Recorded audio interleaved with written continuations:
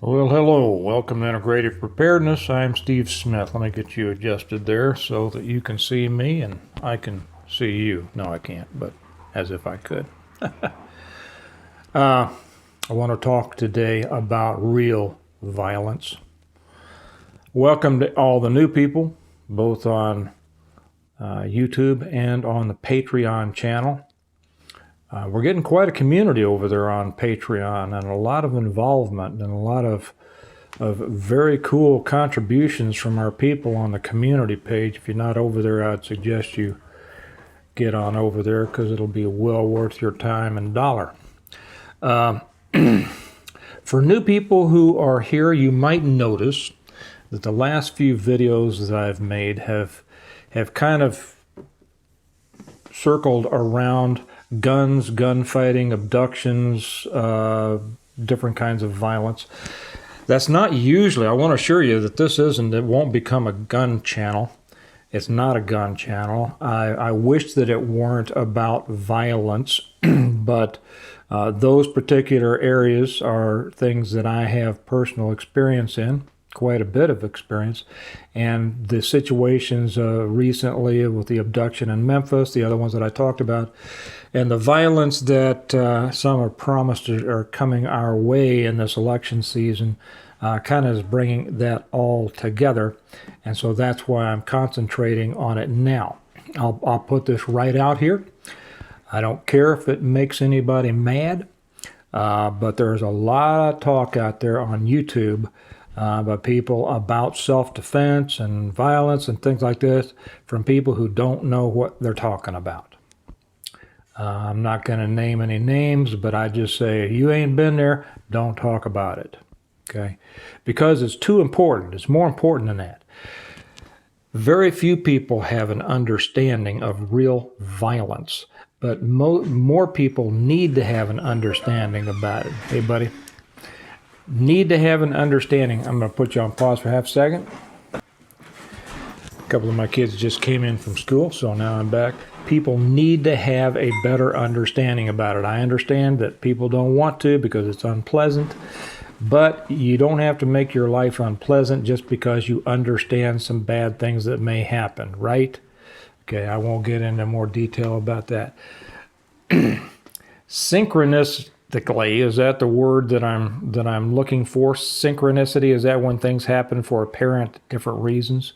Come together at a certain time and you don't know why. Okay, well, I've had some synchronistic experiences in the last couple of weeks. A couple of weeks ago, my old defensive tactics instructor from the police academy called me. He is a legend in police training. His name's Jim Lindell. He was the creator of the LVNR, the lateral vascular neck restraint. He was also a pioneer in gun retention training. I have not seen him, like I say, in 47 years, and he called me on the phone. He had been, it's interesting, a circuitous way that through other people that he knew, I knew through the Bushido system. He found out that I had written books, and he called me to see if I could help him put together the book that he's putting together from all his years of training. He was a very interesting guy, amazing guy. Fought in the last battle of the Korean War. Like I say, was a pioneer in police training and was head of the Kansas City Police Department. Academy physical training and defensive tactics training for a long time. They named their training facility after him at the academy. He was also partners with Jim Harrison. For those of you who know who Jim Harrison was, I won't take the time to re-explain that, but Jim was a very dear friend of mine.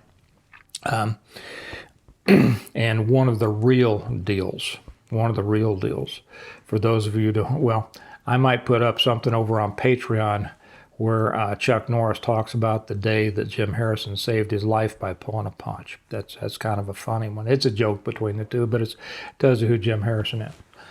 So he was a partner with Jim in Bushido when it first came to Kansas City, and then went the way of police training. So that was one thing. Since I just left his house, I was over there this morning. We were talking. In the last couple of weeks, we've drank beer and we've eaten barbecue and we've talked about the old times and we've talked about violence. We've talked about what's happening with the world. We've talked about many, many things, and I'll get back to that in a second.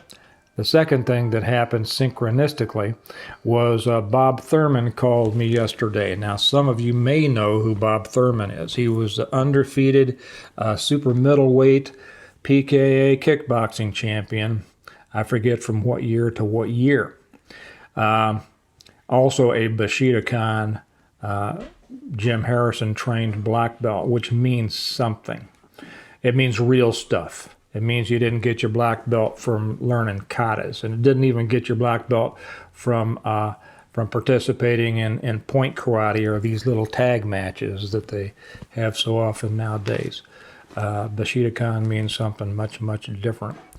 And I hadn't seen Bob for a little while. He's a very good friend of mine, but you know how life is. He was one of my grooms when Kelly and I got married.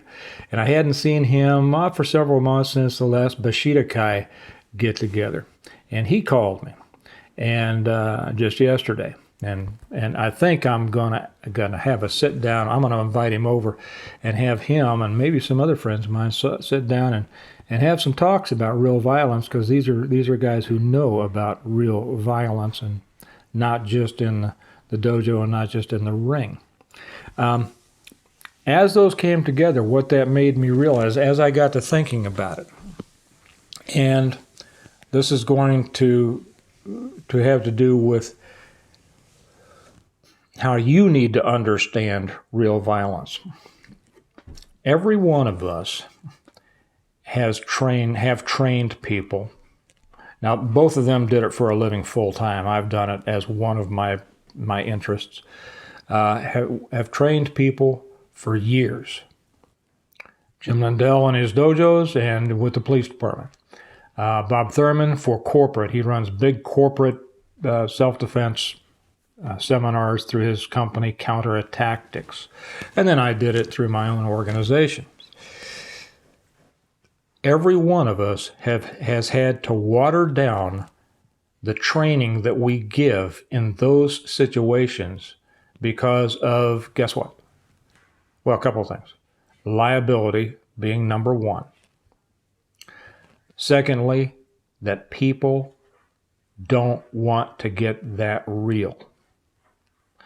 People want to approach fighting or reality or danger or things like this. They want to approach it, but it's kind of like, going to the zoo. They want to see the lion, but they don't want to have to go in the cage, right? And so when people go to many of these self-defense seminars, which are mainly, most of them, just money-making, opportunities for people, they want to learn the little tricky-dicky stuff. The little flippy-dippy-dippy, they want to learn how a small man or a woman can flip that big monster, and flip him over and then walk home and get away and without hurting the guy. And they've been made to believe this. Yeah, because of marketing. And so when people do come to train with us individually or in some classes, like I say, the Bushidokan classes were much, much different. They got to see the real stuff. As real as you can get until you get to real, let me put it that way. Because in real violence on the street, people are trying to hurt you badly or kill you. In training, you're just trying to win and help someone learn techniques and tactics. Does that make sense? Right. But there is no training to reality. I hear this, I've heard this for years. We train to reality. We're a reality-based system. You cannot train to reality without a lot of people getting hurt and maimed and some killed. No place trains to reality. They may train toward reality. Okay. Another circumstance that kind of gives me pause is how much Americans, and especially American males, like to celebrate violence. They celebrate it, but they don't really want to be a part of it. Nothing brought that home to me better than some years ago. Oh, this has got to be 20, maybe more years ago. Travis Boggs and I went down to Kemper Arena here in Kansas City. Travis Boggs runs Kenyakan Academy that was started by his dad out in Olathe, Kansas. His dad, Bob Boggs. Ken Shamrock had given us, he had just gone over to the, what was it at the time, WWF. I think it was still WWF before what's his name changed it to WWE. And Shamrock had come out of Pancrase, fighting in Japan and some other places out of Pancrase. And he had joined us in the attempt to get Pancration back into the Olympics. So he had come down to Kansas City for some things. Well, he had just joined the WWF because they wanted to bring in some, authentic fighters. Not taking anything away from those guys who do this stuff. They're tremendous athletes, but it's fake fighting, right? Because I'll guarantee you, if you let me hit you with a chair in the head a couple of times, you're not going to go like this and come back after me and throw me out of the ring, right? So it's stupid. It is ridiculous. I'm sure, for anybody that I just offended, please unsubscribe, because this isn't the channel for you. This is for real stuff, all right? You want to hear some more real stuff? Coming up. So he gave us a couple of tickets. Oh, I know. So they wanted Ken to come in to be like, they billed him as the most dangerous man alive, and he got a kick out of that. So we went down, and this was back, I think, and I didn't know anything about it. Shamrock asked me in the car, he says, "Do you know anything about this?" I said, "Nah, I don't know anything about this. I don't pay attention to it. Isn't there somebody called Rock or something?" He says, "Yeah, so as The Rock was, what's his name? I don't know. He was getting into it back then." So we went down to Kemper Arena, which is a big arena down the west bottoms of Kansas City. And we're sitting in the crowd, Travis and I. And the whole place is packed. Put you on pause here. Okay, I'm back. More people just came in. That's all right. It's life. I don't stop my life for this.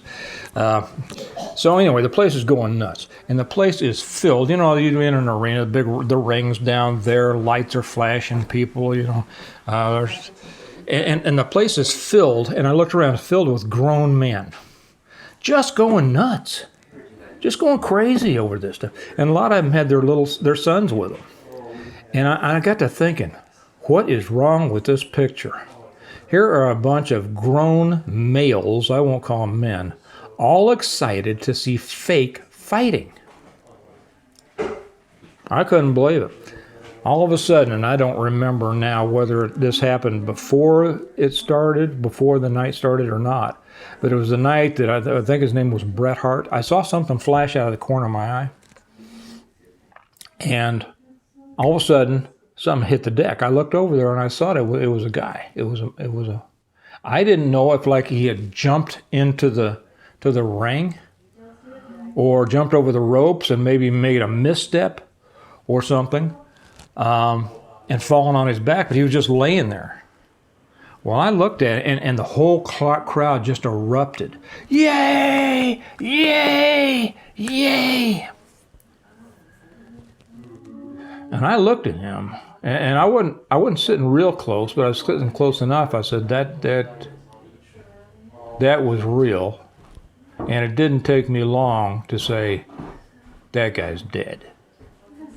But you see, we were in an arena filled with people with absolutely no understanding, and he was dead.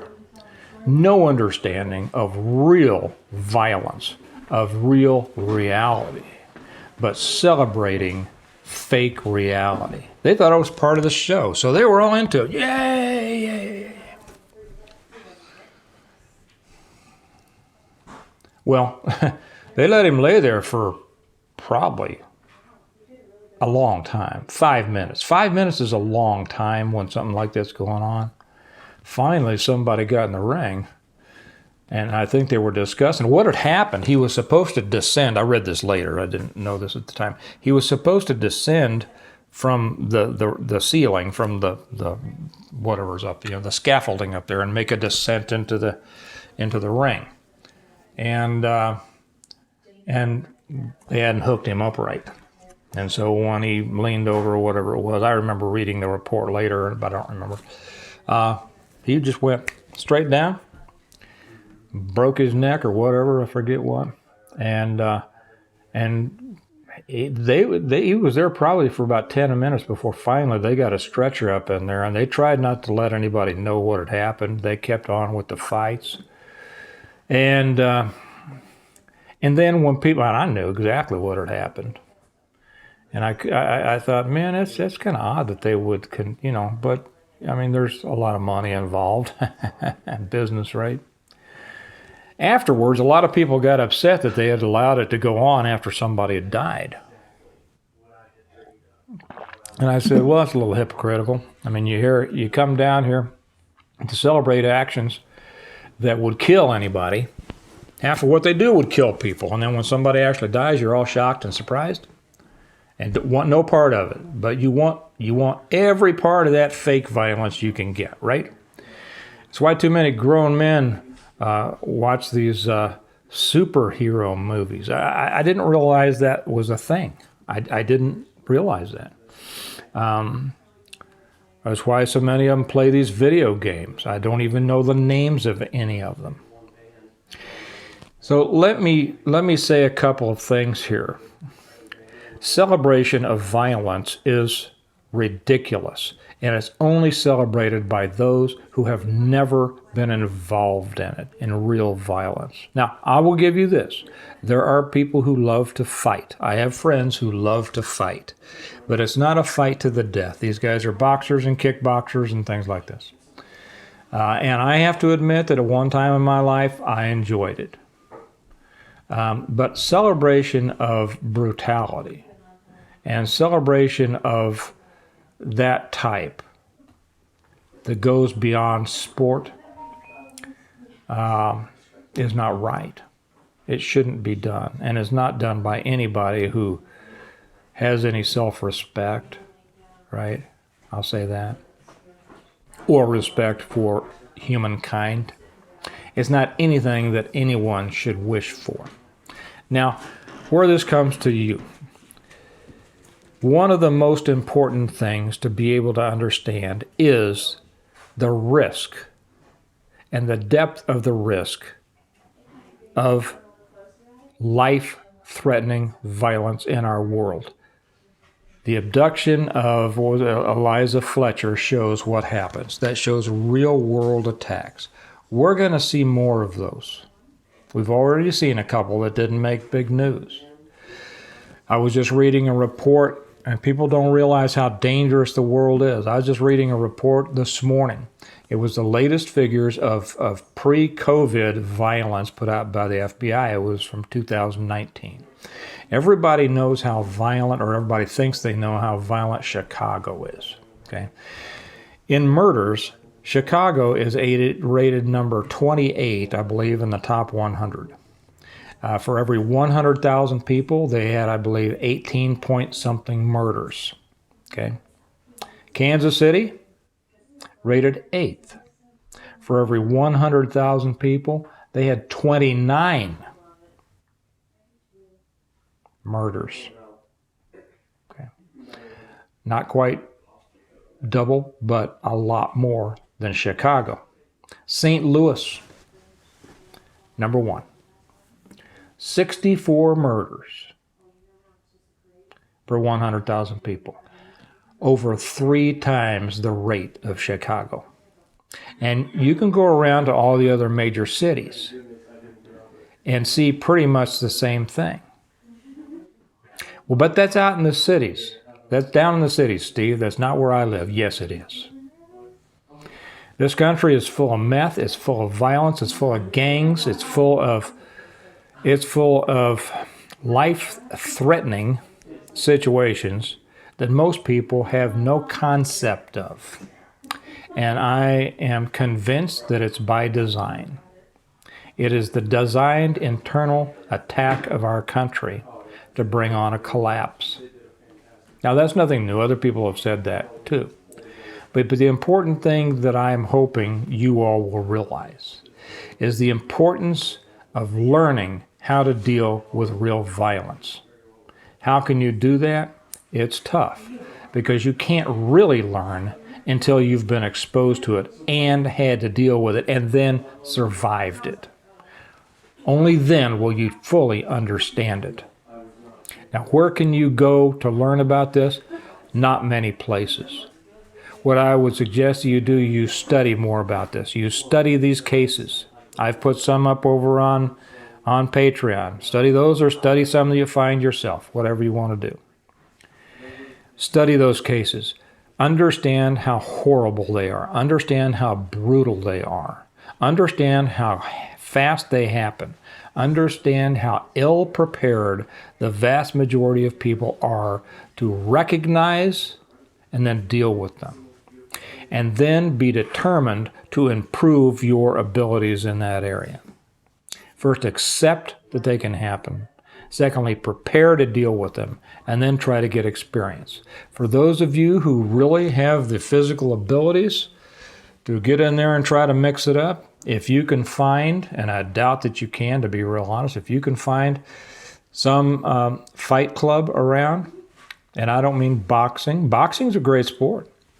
Wrestling's a great sport. Neither one teaches everything that you need to know in order to survive a street encounter. Neither one, because street violence is a whole different ballgame. Brazilian Jiu-Jitsu will not do it. Krav Maga, maybe, but probably not the way it's taught in most places. So if you can find some place to where somebody runs it, and they've been there and done that, that's who you want to find. You probably won't be able to find any. If you can't, try to train yourself. Have a weapon all the time, everywhere. If you're in some place where you can't have a gun, have a knife, have a pen, have something, have a screwdriver, have something. Develop in your mind the thought process of an animal. And then if it happens, hopefully you have a gun, use it properly. If you don't, then use everything you've got. But that wasn't really what this was about. I've talked about that on others. This one is understanding that violence is increasing like we've never seen it before. And you need to take responsibility for it. And very few of us can train other people really to the extent they need because of liability issues. And because most people won't go that far. You know, if you really take them as close up to real as you can get, most people are really uncomfortable with that and won't come back and learn anymore. I understand that. Who wants to get beat up? You know, because you got to go to work the next day. So my message is this. A collapsing society brings violence beyond which most normal people can even begin to imagine. But I think that it's coming. Prepare yourself mentally. Prepare yourself emotionally. Get better at understanding the world around you. And prepare yourself to respond immediately and animalistically to anything that threatens you or those who depend on you. Just a reminder that this, as all my videos, are brought to you by the Stone Mount series, which is how to prepare for, survive, and rebuild from a total collapse of the world.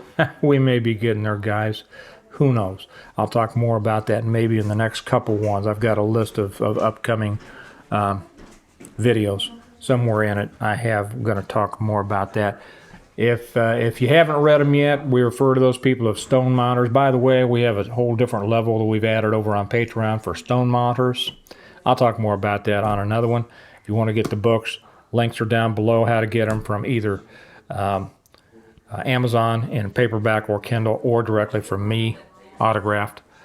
Do how you want. The link's also down there how to get over to Patreon. Join us if you would like. There's a lot more over there that's going to help you learn about this stuff. Stay safe, stay aware, understand that the world around you is a dangerous place. Remember that we prepare well today in order to live well tomorrow. Prepare yourself to defend yourself. And y'all have a good day. Bye-bye.